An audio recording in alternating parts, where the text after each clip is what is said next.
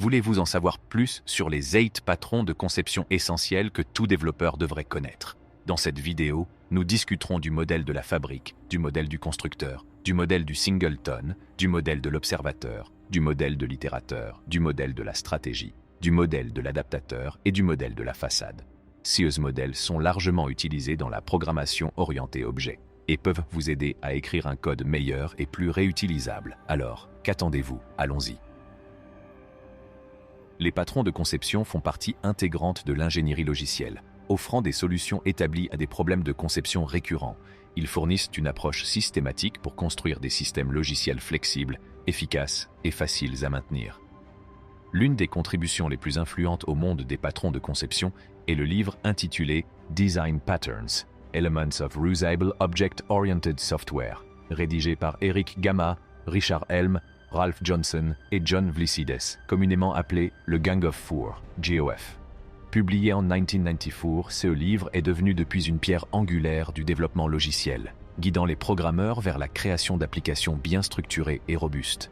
L'importance des modèles de conception réside dans leur capacité à encapsuler les meilleures pratiques et les solutions éprouvées qui ont été affinées au fil d'années d'expérience pratique. Ces modèles transcendent les langages de programmation et les technologies spécifiques, offrant aux développeurs un langage commun pour relever les défis de la conception.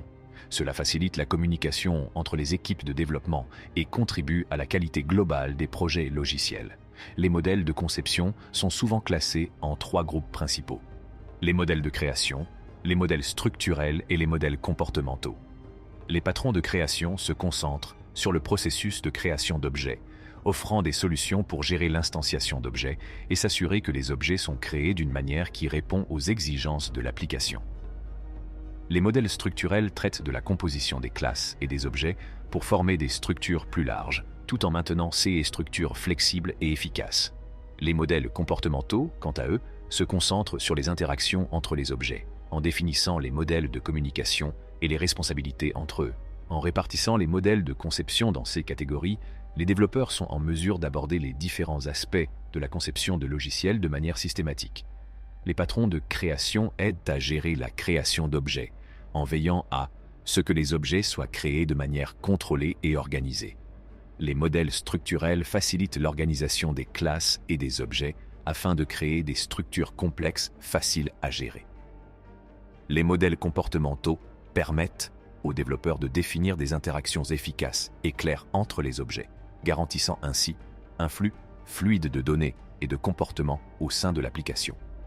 Le modèle singleton se distingue par son objectif de garantir qu'une classe n'a qu'une seule instance pendant toute la durée de vie d'une application. Analogue au fournisseur d'un service à source unique, ce modèle est utile lorsqu'un seul point de contrôle ou de coordination est nécessaire. Le modèle singleton est particulièrement pertinent dans les scénarios où le maintien d'une instance unique est crucial, comme la gestion de la configuration de l'application, les connexions à la base de données ou l'état centralisé de l'application. En imposant une instance unique, le modèle singleton permet d'éviter la consommation inutile de mémoire et garantit l'accès à des données cohérentes dans l'ensemble de l'application. Les modèles de conception comportementale se concentrent sur la définition des interactions entre les objets et la gestion du flux d'informations au sein d'une application logicielle. Ces modèles fournissent des solutions pour créer des mécanismes de communication flexibles et efficaces entre différents composants. Cette catégorie comprend le modèle de l'observateur, le modèle de l'itérateur et plusieurs autres qui facilitent les interactions dynamiques. Le modèle Observer, souvent appelé modèle de publication et d'abonnement, s'inspire de plateformes telles que YouTube, où les abonnés sont informés de la publication d'un nouveau contenu. Dans ce schéma, un sujet, également appelé éditeur, tient à jour une liste d'observateurs ou d'abonnés désireux de recevoir des mises à jour. Lorsque l'état du sujet change, il en informe tous ses observateurs, ce qui garantit qu'il reste synchronisé. Le sujet est ainsi découplé de 16 observateurs, ce qui permet d'ajouter ou de supprimer facilement des observateurs sans affecter le comportement du sujet. L'interaction entre le sujet et les observateurs est cruciale dans le modèle de l'observateur. Les observateurs s'abonnent à un sujet et restent à jour chaque fois que l'état du sujet change. Cela permet une relation dynamique et faiblement couplée entre les composants, car les observateurs n'ont pas besoin de connaître les détails de l'implémentation du sujet spécifique. Pour faciliter la communication entre le sujet et les observateurs, une interface est souvent utilisée. Les observateurs mettent en œuvre cette interface pour recevoir des notifications de la part des sujets. Cette interface normalise la manière dont les observateurs sont notifiés, ce qui permet à différentes classes d'observateurs de travailler avec différents sujets de manière interchangeable. Le modèle Iterator est un autre modèle comportemental important qui simplifie le processus d'itération dans les collections d'objets, comme les listes ou les listes liées. Il fait abstraction du processus de traversée et fournit un moyen uniforme d'accéder aux éléments d'une collection.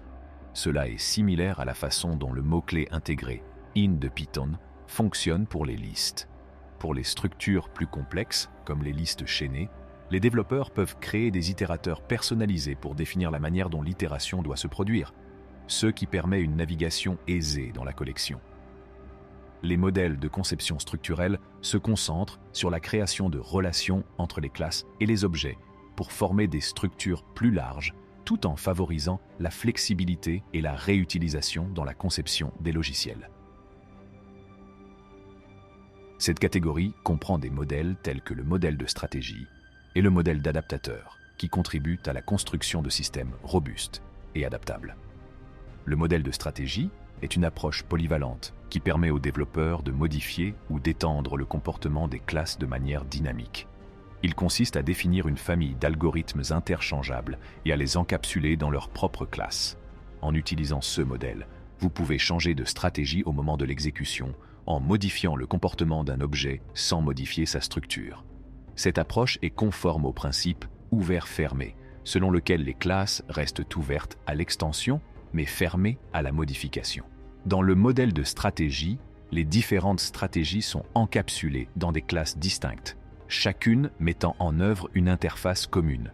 Cette interface garantit que toutes les stratégies suivent un contrat cohérent, ce qui les rend interchangeables. Cette flexibilité permet aux développeurs d'introduire facilement de nouvelles stratégies ou de modifier les stratégies existantes sans affecter le reste de l'application. Le modèle de l'adaptateur se concentre sur la résolution des problèmes de compatibilité entre les différents composants qui ont des interfaces conflictuelles. Cela revient à utiliser un adaptateur pour rendre un câble micro USB compatible avec un port USB. HTTP. Un autre exemple est celui des tableaux dynamiques, comme les vecteurs en C++ ou les ArrayList en Java, qui impliquent souvent une gestion de la mémoire et un redimensionnement en coulisses. Dans ce contexte, une classe de façade présenterait une interface simple pour l'ajout, la suppression et l'accès aux éléments. En dessous, la classe gérerait les complexités du redimensionnement et de l'allocation de mémoire, protégeant ainsi les utilisateurs de ces préoccupations techniques. Le modèle de façade contribue au principe de conception des logiciels, tels que la séparation des préoccupations et l'encapsulation. En fournissant une interface claire et de haut niveau, il favorise la modularité, la maintenabilité et la réutilisation du code. Les développeurs peuvent interagir avec le système en utilisant la classe de façade sans avoir besoin de comprendre le fonctionnement complexe des sous-systèmes sous-jacents. N'oubliez pas d'aimer, de partager et de vous abonner à la chaîne. En attendant, merci d'avoir regardé.